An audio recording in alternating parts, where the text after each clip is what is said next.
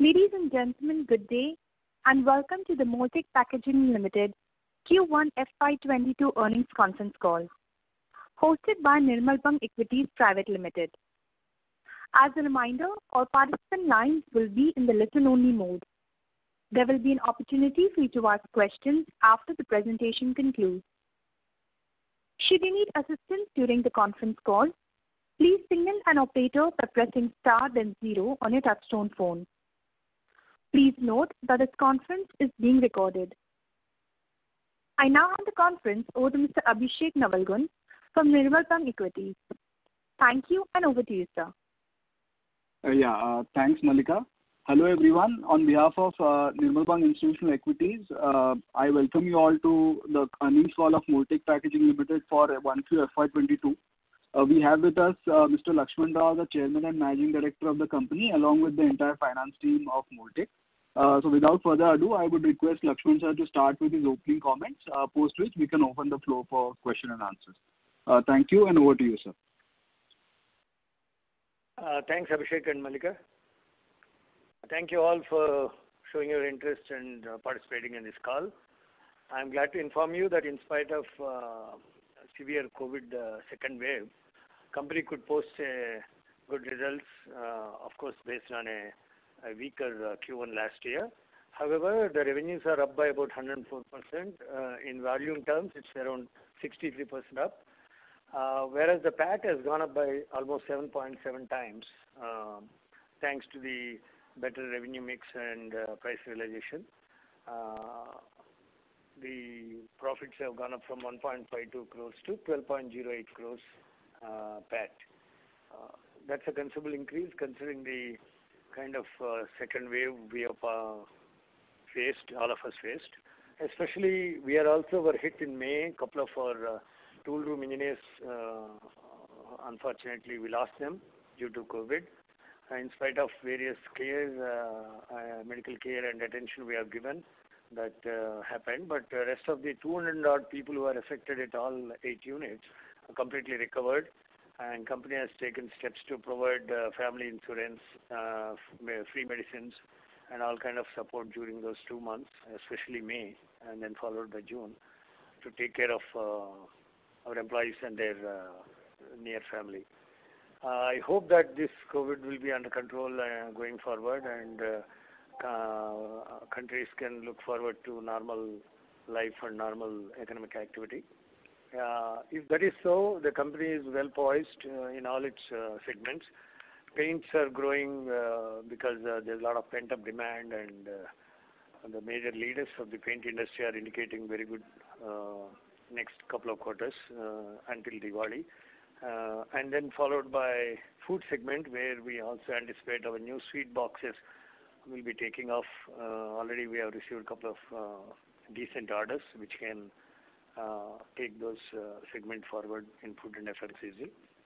And pumps division has been already receiving orders from Wipro and a couple of medium-sized companies. But Reckitt Benckiser's audit has given us a green channel client selection. So hopefully some business from Reckitt Benckiser and Hindustan Lever also anticipated in the pumps division going forward. So all segments are well set, and we hope the future will be brighter for us. With our QR coded IML containers concept has been well received by Asian Paints and Castrol, and they both are showing interest to pursue that proposal, which will offer 100% anti-counterfeit feature in their supply chain. So this is on the board as of now, and I think more we can discuss on question and answers. So I give the call back to Malika to arrange for the questions and answers. Thank you very much, sir. Ladies and gentlemen, we will now begin the question and answer session. Anyone who wishes to ask a question may press star and 1 on their touchtone telephone. If you wish to remove yourself from the question queue, you may press star and 2. Participants are requested to only use handsets while asking a question. Anyone who has a question at this time, please press star 1 on your phone.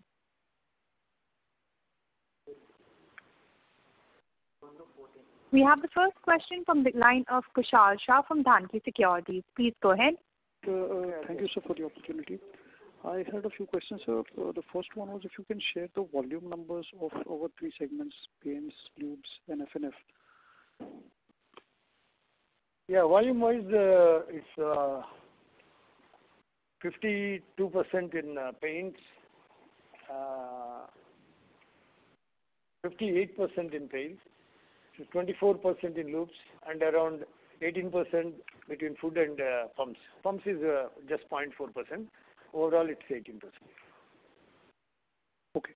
All right.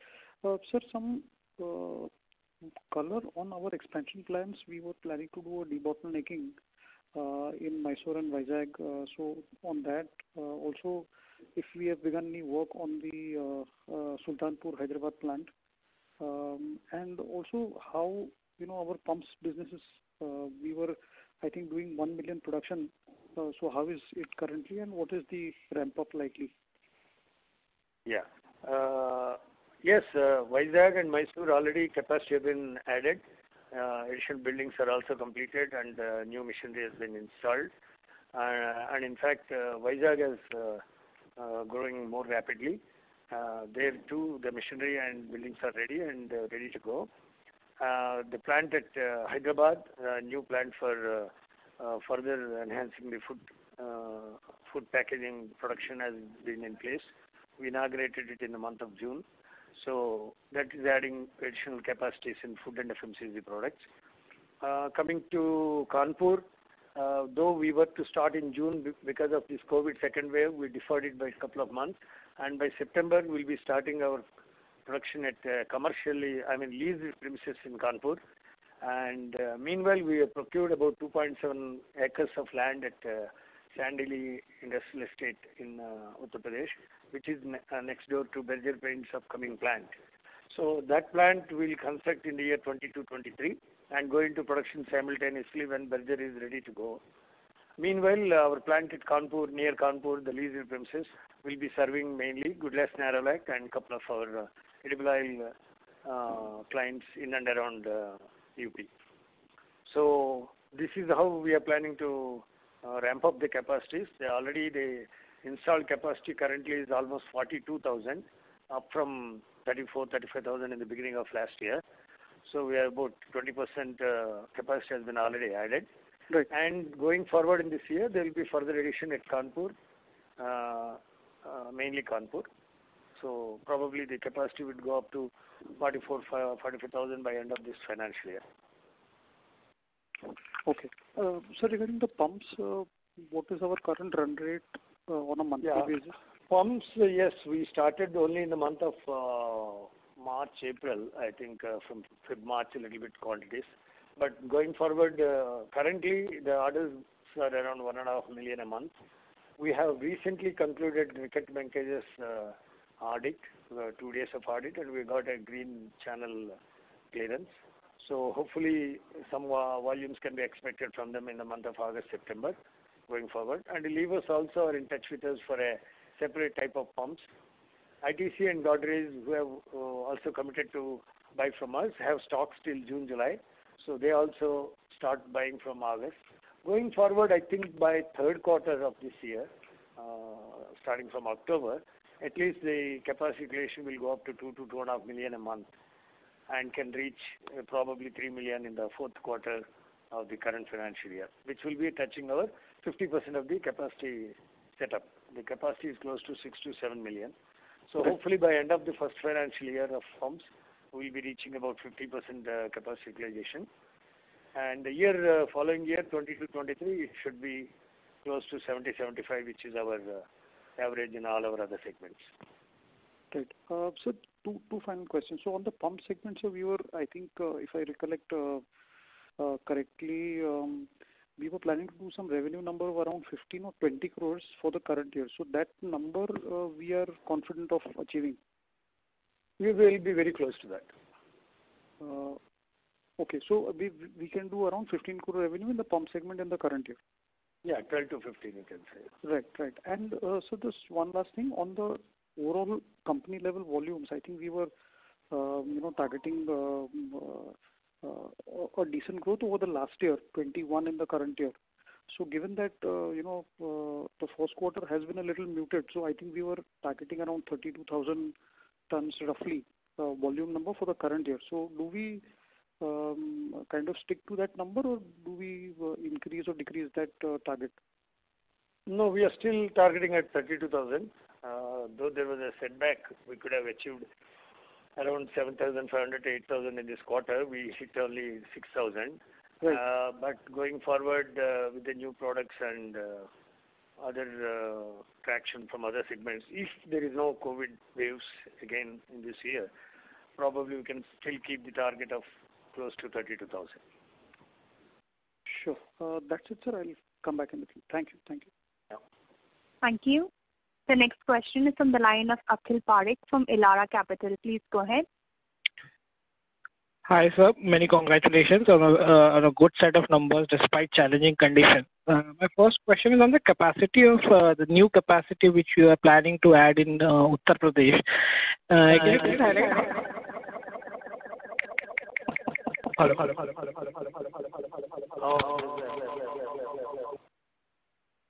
Hello. Yes, sir. Yeah. So, sir, can you please highlight the total capacity which you are expected to add and capex for that particular plant? Yeah, Kanpur, initially it is in a leased premises, so the plant expenditure for that would be hardly around 5 crores. But additional investments will be at Sultanpur here in Hyderabad, where we have plans to widen our product range and probably expand our food containers range also.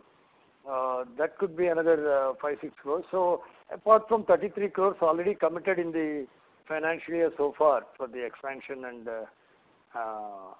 payment of some of the machines which are received early in the year, the overall investment again this year will be in the region of around 50 crores, which was 59 crores last year. As of today, the visibility is we'd be needing around 50 crores investment in the financial year. Already 33 crores has been either committed or completed, and we have acquisition of 3 acres, close to 3 acres of land at Kanpur, and buildings to be built at Sultanpur, Hyderabad, and maybe starting of the buildings at Kanpur towards the end of this year for our own facility there. So all this put together and the additional molds and machines, we see a requirement of around 48 to 50 crores of investment again in the financial year.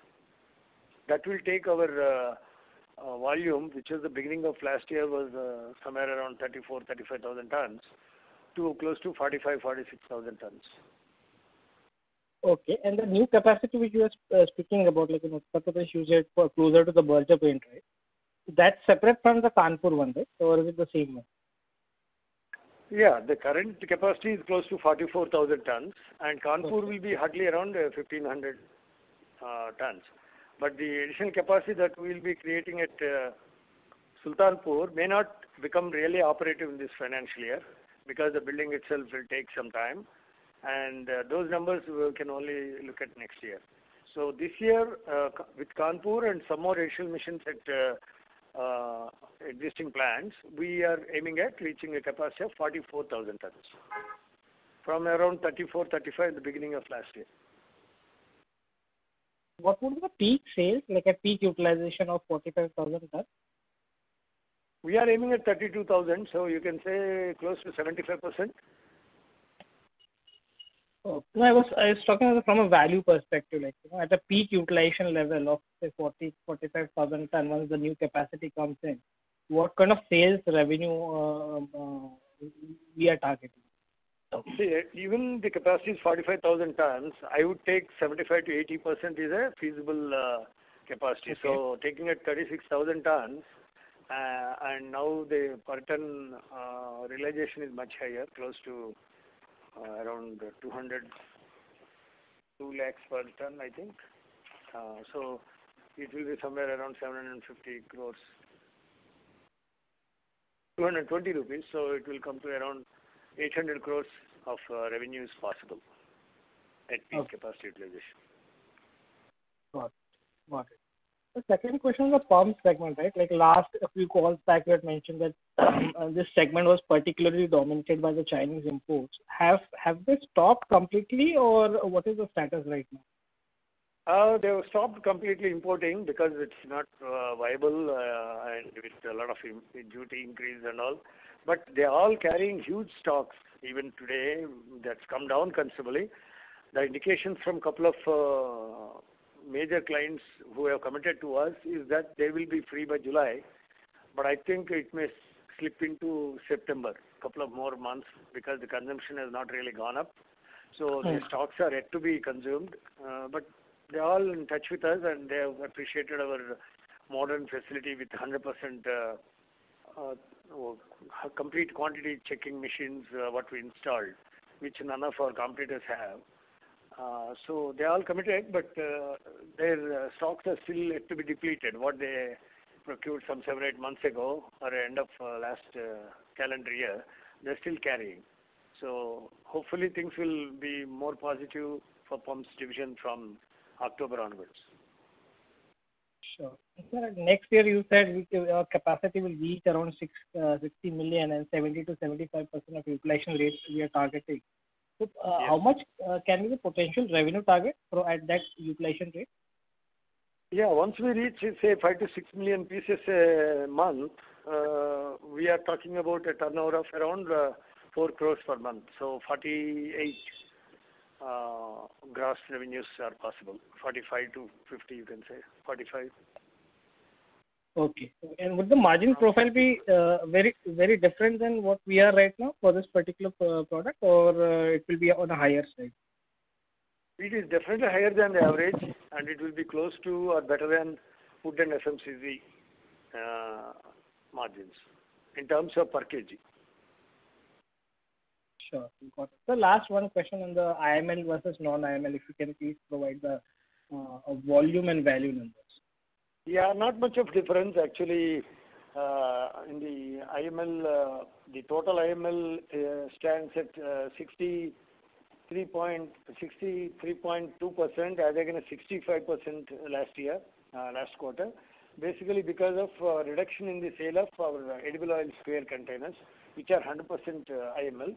But this quarter we had a drop in square container sales, mainly because of huge price rise in raw material, and also oil prices, edible oil prices have shot up during the last 2 quarters, which has resulted in majority of the oil companies going back to metal cans or pouches, and thereby the overall reduction in the IML has come from 65 to 63.2. This is for in the value terms or volume? In value terms. And volume terms? In volume, it is from 61, it becomes 60.9, very nominal in tonnage, from the Q4 to Q4. If you look at the last year to now, 62.1 has become 61, you can say. Got it. Thanks a lot, sir, and best wishes for coming. Thank you.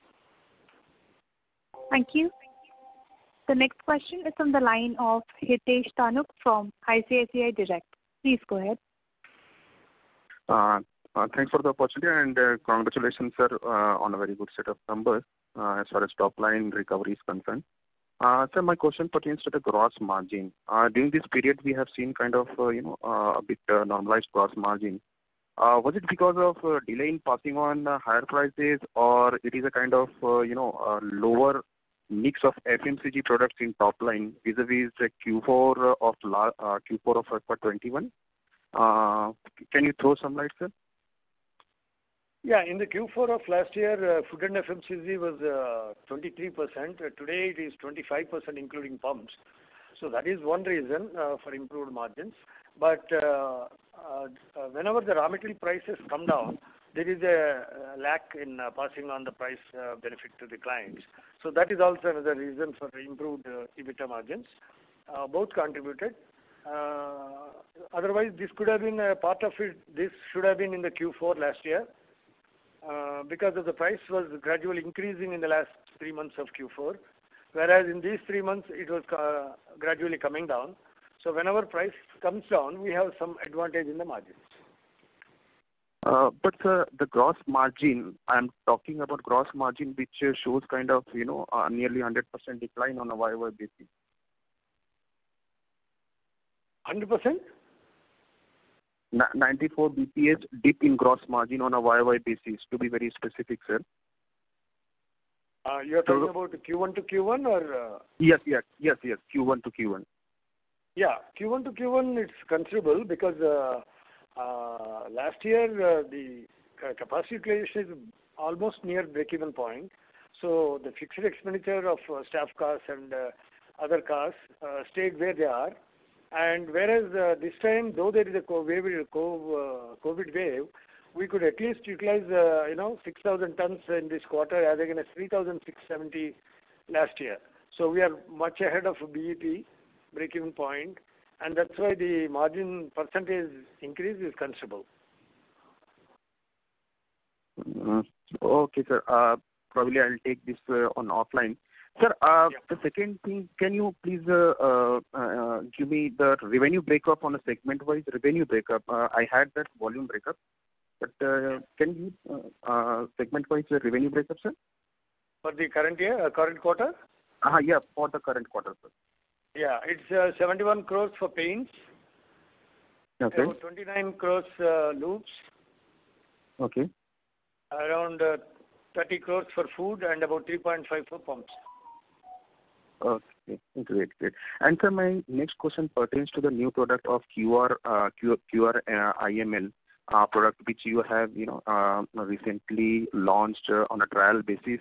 So, based on your, recent experience or on a trial basis experience, what kind of, change in margin you can predict? Because you said, like in your opening remarks, this could be, you are pushing this to the Asian Paint and all.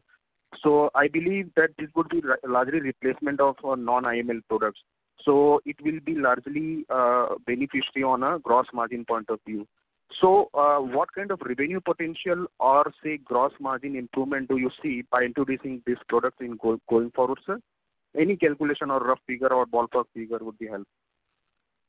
See, today you all know that IML products contribute much better than non-IML products, and the gap between them is considerable. Let's say if gross margins on a non-IML is less than 30 rupees per kg, in IML it's close to 40-45 rupees. So even in paints I'm talking about. So if Asian Paint shifts some of their quantities from non-IML to IML, it always helps a lot in improving. But how much quantities Asian Paints would shift is a guess as of today, because they are yet to take a call. But this time with the QR coded IML, they wanted to try for a couple of their brands, but a decision is yet to be taken. So it will be speculative if I mention the benefit. But if they take a call to shift to IML and with QR coded IML, definitely there will be a sizable improvement in the margins. And you have to count on one more thing. Not only I'm looking at that margin, I'm rather looking at shifting their business share to us. So even if they shift one or two brands completely Multec, it can add more than 15-20% of sales growth in Asian Paints contribution itself, which can be sizable. Oh, great, sir. That's really very great, sir. And sir, I missed the volume bifurcation, sir. You said about 58% from the paint and 18% from the food, right, sir? For Q1. Yeah. In the quantities, yes. 58% paint, 18% food and pumps. Food FMCG pumps. Okay, sir. Thank you. Thanks for the answer, sir. I'll come in the queue if I have more questions. Thank you. Okay, sure. Thank you. The next question is from the line of Miraj Shah from Dalal and Broacha Stock Broking. Please go ahead. Hello. Yes. Hi. Thank you for taking my question. Majority of my questions have been answered already, but I'd just like to briefly touch upon one point. Sir, in the gross margins side, I think that the gross margins have declined in this quarter compared to the previous quarter. So can you just give us a brief about where are we in per kg cost for raw materials? The raw material cost for last quarter was 112 on average, which is now actually 118 for this quarter. But from the peak of April, March ending, and April also the price went up a little bit. But May and June there is a drop in the raw material price. And one more thing, the EBITDA margins per kg have not really reduced. In fact, they have increased from Q4 from 41.88 to 42.42.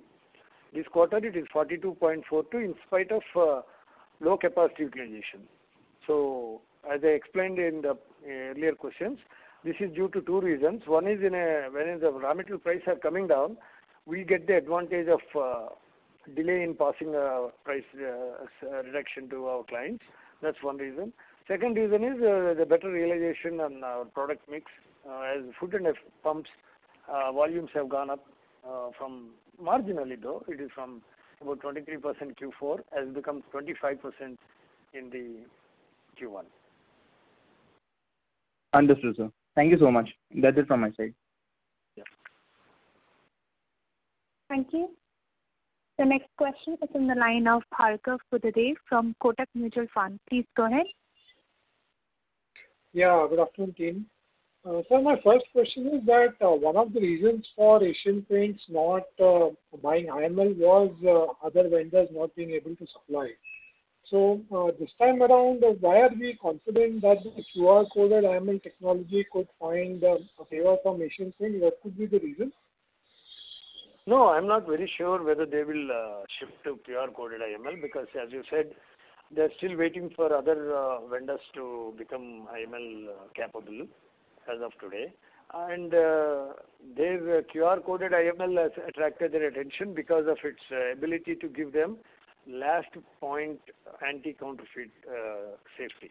Actually, when we entered in with this anti-counterfeit IML, we were not aware that the companies were already QR coded systems they are using. But when we interacted with them, we understood they are using their QR coded systems right up to the point of sale through QR coded traceability and linking it with a website. So now it becomes easier for us to convince and add the last step, that is the QR coded reverse printed IML, which will give them complete anti-counterfeit feature, and they don't need to invest on their software or too much on their IT solutions. And there are companies providing those services also, including giving geographical location of where that container, a specific container, which is QR coded by a unique number, is sold and who purchased it, or at least if not the person's name, the mobile number and the location of sale, they will be able to get it online. That facility is also available now. So it becomes much easier for us to convince them to get into our reverse printed IML. I hope that they will take this decision to adopt it, but we'll only know after a month. In the month of August, the marketing team is discussing to see if one or two brands of theirs can be taken into this. But as I said, it is not yet confirmed. It is only at a consideration stage as of now. So assuming we find acceptance, what could be the increase in the container cost because of this? I mean, as compared to what they are paying currently? It's hardly anything. For a 20-liter container from HTL to IML, the price differential will be hardly 6 to 8 rupees. That is considering a container cost of around 210, 220 rupees. It's about 3.5%. And the paint they sell in it, in some brands, the cost is almost 10,000 rupees. So it's nominal. Okay. And alongside the paints, are we also pitching this to other sectors? Yes, all sectors can use this concept. Actually, lubricants will be definitely dying to use this because their products were the most which were duplicated in the markets. So they are very keen. Castrol is already developed their artwork and asking us to make a trial batch and supply them. So in the lubricant side, Castrol is already taking steps to give a try. Hopefully in the month of August, the first small batch will go and they will put it in their supply chain and check the efficacy of it. Because most of the lubricant companies have some scheme or other going on for customer promotion. So those schemes can be effectively implemented with this hidden QR code. And outside QR code, which we also again give a dynamic QR code, can help them in unique identification and traceability of the product throughout their supply chain, right from our plant to their plant filling and then to distribution points, dealers, sub-dealers, right into the shops. They can trace it with the outside QR code.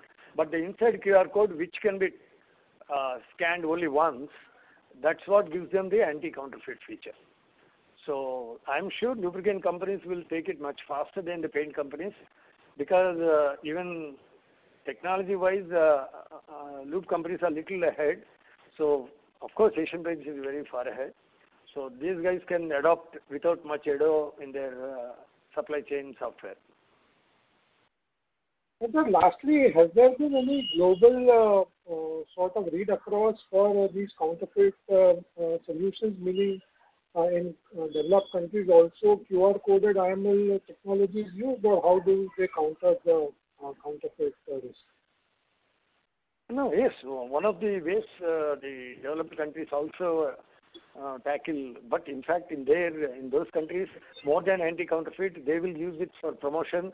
They will use it for product data, information, not as much as the anti-counterfeit. But in a country like us, where we have a lot of duplicate market, parallel markets, it has become the most important thing. We can even add data about the product, how to apply the paint, what are the benefits of this paint compared to other. Everything will be there. The moment you scan it, you are taken to the website and you will be giving all this data. And one more dynamic, very interesting thing in this QR code is that the promotion schemes, let's say the promotion scheme ends on 31st December. On 1st December, the QR code which was printed long ago can be disabled. And a new promotion can be started from 1st January, and that is kept in the software of the website of the company. And whatever, let's say instead of a silver coin, hereafter it will be a gold coin, whatever, 2 grams or whatever. And then by changing that website in their portal, they will be effectively changing the scheme after this particular cutoff date. So it is so dynamic for promotions. That is what made developed countries to adopt it. But here in India, more than that, of course, that also can be done by promotion. But more than that, the anti-counterfeit can be completely implemented. And lastly, sir, it's an exciting feature, but how our industry goes for it and when they will adopt it is time to tell. But once they start using it one by one, I'm sure they fall in line because everybody is concerned about duplicates in the country. Even we have approached the Agriculture Ministry in Telangana, where there was a big duplicate seed racket has been found recently, where duplicate seeds were sold to the poor farmers, and it is impacting their crop and output. So those products can also come through our containers, which will enable the end user not to suffer from this kind of duplicate products. So the applications are many. How it will be adopted in the industry need to be watched in a couple of years, next 1-2 years. And then lastly, in terms of new product launches on the food side, obviously last year we were not able to do much because of the COVID restrictions, but how is the pipeline or in terms of responses from customers for new product launches in the F&F segment? In the food FMCG, we have launched the sweet boxes last year, but as you correctly said, last year not much marketing could be done. But even now the marketing is limited to Zoom calls and couple of very rare visits. But our sweet box demand is started picking up, and in this festival, those numbers may start taking off. But I don't count on it very much for this year, because any product has a life cycle. It takes a couple of years to penetrate and come into a sizable business quantum. Like our pumps, which could be 10, 12, 15 crores this year can become 40, 50 crores in the next financial year, 22-23. Similarly, the sweet boxes may be 4 or 5 crores this year. They can become 15 to 25 crores in the next financial year. So like this, there are some more products for restaurants, for some takeaway food products we are launching in this year. They will be in the market by December, January. And they will be adding numbers in the coming season. So like that, every year we have plans to add at least 5 to 10, or maybe say 6 to 10 containers of different shapes and sizes for different applications, which will be keep adding to our growth in the coming years. So sweet boxes is the one which already getting into the market, and we are introducing some cheese and butter packs by October, November, and a new range of ice cream containers by December. So probably about 10 to 12 new products, I'm saying number of SKUs will be available from our product range starting from the new year. And sir, one clarification on your pumps business, that when you mentioned this 4 crore per month run rate from FY23, how many customers are you assuming you will be dealing with? See, we hardly need 4 or 5 big clients to get those volumes. And one good news is Wipro is setting up a huge plant in Hyderabad, very close to our plant, about 25 kilometers, 30 kilometers. And that plant is supposed to have started by this November, December. But I think due to COVID, it got postponed to maybe middle of next year. And then their own capacity requirement projected is 2 to 2.5 million per month. So our capacity, even if it reaches 5 to 6 million, there will be more than 75%, 80% of our installed capacity. So Wipro alone can take almost 40 to 50% of our capacity by next year middle. And other clients like Reckitt Benckiser, ITC, Godrej, who are at various stages of using our, testing our pumps, would be on board by, I'm guessing, by before this year ending. So effectively, next year will be the year where we can see good contribution coming from the pump segment. And with Wipro, we are targeting significant market share, is it, in pumps? Sorry? With Wipro, are we the largest supplier of the pumps for Wipro? No, we started with Wipro for their supplies to their Nashik and a little bit to their Bangalore plant. Their Hyderabad plant, where actually they plan to use our capacity, is got delayed. It was to start by now, but they delayed it due to COVID. And they're talking about December, but I guess it may go to next financial year. But when they start in Hyderabad, they have committed to buy from us considerable quantities, major quantities from us. Great, sir. Thank you very much, and all the very best. Thanks. Thank you. The next question is from the line of Akshay Chheda from Canara Robeco. Please go ahead. Yes. Hello. Yeah, sir. Thank you for the opportunity. So my first question would be, sir, any new client additions that we did in the last quarter, and any new areas that we got into, like, say, in Q4, you had explained about the agrochemical as the new space where you had got in. So any other areas where you got in? And my second question would be, sir, you had mentioned about EBITDA per kg for around 36 to 42 rupees. So still, should we still consider that as the safe range, or any pluses or minus there? Yeah, sir. These are my two questions. Thank you. Yeah, in the new client addition, I'm glad to inform you we have received a major order from BPCL, Bharat Petroleum, because we are not very active with the public sector because of their controlled pricing and other practices. But this time we got a decent order of 70 crores, worth of 70 crores to be supplied in the next 2 financial years from BPCL, starting from June. I think small supplies have been made in June. From July onwards, there will be supplies of around 2 to 3 crores per month to BPCL. And we also received another major breakthrough with the Gulf Oil. Their new range of product, they have selected our containers, which will be adding at least again 15 to 20 crores to the top line in this year. So these two are the major additions in the pail segment. Coming on the food and FMCG, there are list of clients who are added for various applications, CG Foods, Chemagro, Ganapati Herbal, like that, different Sachem Foods, Bio Veda Action Research Company, Redex Aqua Solutions. So they're getting into aqua products, we're getting into some research products, we're getting into some various applications of food processing or nutrients, micronutrients and other segments. So like that, every month we are adding at least 10 to 15 new clients. Small, though they are not very big clients, each may be worth around 1 or 2 crores a year kind of business. But with our existing product range, so they adopt with their artwork whatever is the product they sell, and those companies are getting added on a monthly basis. So coming to your second question of EBITDA margin, you might have seen that in spite of low capacity utilization in the Q1, we have achieved 42 rupees EBITDA per kg. But going forward, that may be one reason, one benefit of raw material price coming down has partly helped it. But I still feel achieving somewhere between 36 to 42 is still possible. 36 so definitely ho jayega. Will it be close to 40 is a point where we are trying to work on.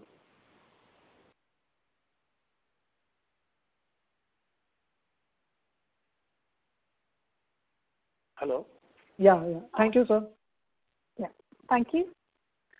The next question is from the line of Amit Sari from Antique Stock Broking. Please go ahead. Good evening, sir. Thanks for the opportunity. Sir, I missed the volume breakup of 3 segments, sir. If you can repeat that, please. Yeah, volume breakup was 58, 24 and 18.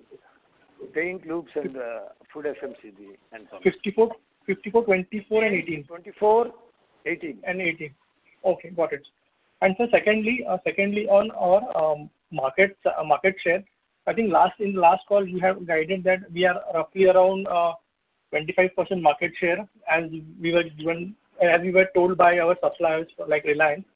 So, assuming we did almost for paint category to begin with, so we did almost 250 crores of top line in paints last year. So, is it fair to assume the market size would be roughly around 1,000 crores? So, how to look at it, sir? I'm talking about the organized sector would be in that region. There would be another 500 to 600 crores of unorganized sector also. We are dealing only with the organized sector players, the top 5-6 companies in the paint industry. Okay. So the other way to look at it, sir, so packaging costs would be almost 7 to 8% of the total cost. Is that fair in paint? Yeah, it is fair. So and overall organized. It depends upon the kind of paint again. For the low cost paints, it works out around 7-8%. But high cost paints like Royal and other elastomers and other products, they're the emulsions and other products. The cost of the paint is very huge. So ranging from 5,000 to 6,000 for 20 liters. So in that case, our pale cost will be hardly, say how much? It's about 4 to 5%. 4 to 5%. So basically, I think even if we consider Asian Paints as a benchmark of 50% market share in organized, and if they are 20,000 crores top line, so the organized market comes at around 40,000 crore market. Mm-hmm. And maybe 10% of that is roughly 4,000. That number actually doesn't. The packaging cost will be in the region of 5 to 6%, but the packaging include cartons, they include tins. For the enamel range, it will be only tins. Nobody can use plastic containers for enamel. So enamels are still sold in tins. So considering that, even if you calculate 5% of the packing cost, 2,000 crores could be the organized sector packaging cost, of which maybe 14 to 1,500 crores could be 12 to 1,400 crores. 1,200 crores could be paint, that is plastic. The rest could be tin and other ways of packaging. Okay. And sir, similar such for lubricant. So we did almost 105, 106 crores last year. So what is the market share here in lubricant? There also you can take in the non-public sector, because public sector, this is the first time after a long gap we are getting back into BPCL. Otherwise, our sales were only to the private sector players. So there again you take 5 to 6%. So 5 times is 500. So about 2,500 crores could be the sale value, and maybe around 1,000 crores, 600 crores could be the packaging cost. Okay. 600. 600 crores for the public sector. Public sector is also huge. Indian Oil, BPCL, HPCL together hold almost 30 to 40% of the market share. Which we are not majorly focusing on currently. No. So our addressable market would be like say 1,400 crores within two categories, paints and lube put together. Would be 2,000 crores roughly would be our addressable market for these two categories. Is that fair to assume? Yeah. 2,000 crores is fairly the size of the market in this sector. Okay. Got it. Thanks a lot for the detailed answer. Thank you. Thank you. Mr. Rao, I would like to inform you that the audio from your line is slightly faint. Okay. Yeah, better now, sir. Thank you. Yes, sir. The next question is from the line of Disha Seth from Annual Wealth. Please go ahead. Hello. Yeah. Yeah, sir, I wanted to just ask that when you mentioned that 800 crore of sales, is it possible by which year in your view? We are at 500 to 550 right now. So when... Hello? 800 crores top line, you mean to say? Yes. When you said that we have the 45,000 capacity, that would be by which year? Yeah. 45,000 tons capacity will be operative in this year, but of which we are hoping to utilize at least 75 to 80%. That's about 30 to 33,000 tons. If the raw material prices stay here and we arrive at a 200 to 220 rupees per kg sales realization, we should be able to reach that number in the next financial year. FY23, FY23. Provided there is no COVID and no pandemics, Yes, agreed, sir. Okay, and sir, now since raw material is going down, but IML sales and QI sales are going up, so EBITDA per kg can stay in this range. Is it possible? And 42.4 per kg. See, last year, full year, we achieved 36.72 per kg. Yes. And this year, our target is to at least reach 40 rupees. First quarter, we did 42.4, but I want to wait and see how it shapes up. Our target is to reach 40, 42. Okay. I think it will be definitely better than last financial year. Okay. Sir, and what is the value breakup of paint, lube and FMCG volume? I got it. Value breakup. Value breakup I gave already. It's 53% for paint. It's okay. 22 for lubricants and about 25 for food and pumps. Okay. Thank you so much, sir. Okay. Thank you. The next question is from the line of Sarvana Joshi from Axis Securities. Please go ahead.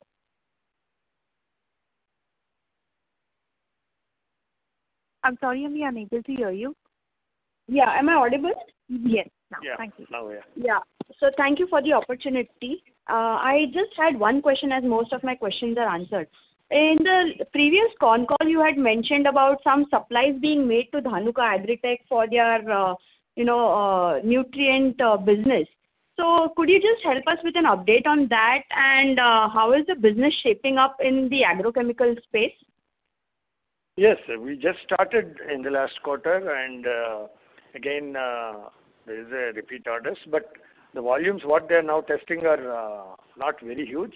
I have to get real numbers, but we are trying to pressurize them or showcasing them the benefits of our QR coded containers. And just the first call was made by our marketing, and we are yet to give a demonstration. because they also are using QR code for traceability, but not for this complete anti-counterfeit. So we are trying to push to them the concept of reverse printed QR code. Just about a couple of weeks ago, we started showing them the video and some samples. We are yet to hear from them. But I'm sure they will also find it very useful to control anti-counterfeit in their products. If they do so, probably our business will start improving. So do you expect the business to kind of start generating revenues from second half of FY22, or you see that happening only in FY23? See, sizable numbers will happen only next year, but definitely it will start in this second half in a small way with the existing brands maybe, or with a new brand, so whenever the clients decide. As of today, I can't divulge the full information, but certainly there is at least 2-3 players seriously looking at introducing QR code. Whether it will lead to huge number growth, I doubt in this year, but definitely it will be in the market and it will create a stir in the minds of all the top management in these companies, because it's a top management agenda. The security of their product, anti-counterfeit, controlling duplication is something the directors and top management of any company would look at it. So the message will reach them once we put a couple of products in the market, and then certainly I hope there will be attraction towards our products. But as you said, it could happen only next financial year in a decent manner. All right. Sir, and one more update if you can just help us with is we were sometime back we were in talks with the GSK for their packaging needs as well, but because of the merger with HUL, is there any update on that front as well? No, thanks to COVID, all these new developments are shelved by HUL also. They are in touch with us for other products, but this particular GSK Horlicks brand product, there is no talk from them as of now. And unless they also revise their plans of changing the packaging, it may not happen. So, like this COVID has impacted everybody in terms of thinking of new products and changing their filling lines. I think that this will not happen in this financial year for sure. But whenever it happens, we'll be there because HUL is also our client for a long time. So they have us in their books. If they have to take a change in the packaging, they will certainly give us an opportunity. Sure, sir. That's it from my end. Thank you very much and stay safe. Thank you. Thank you. The next question is on the line of Akshay Chaturvedi from Cosmea Financial Holdings. Please go ahead. Yeah, very good evening to you, sir, and thank you for the opportunity. Most of my questions are answered. I just would like you to some color on the standard in your paints business. Sir, your voice is breaking, actually. Is it better right now? Yeah, better. Okay, sir, I just wanted you to throw some color on your clientele in the paints business. As you said, you serve only to the top 5-6 players, and I would imagine Asian Paints would be your biggest contributor. Could you name the other contributors or throw some color on the share, how it Yeah, Kansai Nerolac, Akzo Nobel, Berger. Okay. Nissan Paints. Okay. These are the top Okay. And sir, what would be the share of basically of Asian Paints per se? I remember you mentioning around 25% of Asian Paints demand is served by you. Yes, around 20 to 25% is served by us because they have 4-5 suppliers, and Hitech is their largest supplier, which is kind of a house company. So they get almost 40-45% of their business share. And among the remaining 4-5 suppliers, we are the second largest, I guess. Okay. And how much would Asian Paints contribute to your overall paints business? They contribute even today 25 to 30% of our top sales revenue is coming from them. Because of the new plants we set up for them at Mysore and Vizag, those numbers have gone up in the last couple of years. So 25 to 30% of the overall revenue they contribute, you're saying? Asian Paints. Overall revenue. Okay. 20%, yeah. Okay. All right. So last question would be on just clarification on the Kanpur plant. Currently, you guys are operating from the leased facility. Am I correct? From November 21 you started? Correct. We are just starting in September with leased premises, just 3 machines to cater to Nerolac needs. And we have acquired land at Sandila Industrial Estate recently. The buildings and all will take a year and a half. So by end of 22-23 financial year, we'll be moving into our own premises. So that will be catering both to Berger Paints and Nerolac, apart from edible oil sector in that area. Okay, and that would require, you said, around 5 to 6 crores of invest capex for the new plant. That will be 20 crores, but this current year will be 5 to 6 crores for the leased premises. The bigger project for Berger and Nerolac together will be happening in 22-23. That will be a 20 crore project. Okay, so the new plant from your own facility, you're saying, will come by the end of this fiscal or by next fiscal start? Next fiscal end, 22-23. Okay, 22-23 end. Okay, all right. So as of now, you said September, you said you're starting a new facility. I didn't get that. In September this year. September, we are starting in the leased premises. Okay, September, you're going to start under the leasing terms. All right. Yeah. All right. Okay. Thank you, sir. That's all. Okay. Thank you. That was the last question. I would now like to hand the conference over to Mr. Abhishek Navagul from Nirmal Bang Securities for his closing comments. Yeah, thanks.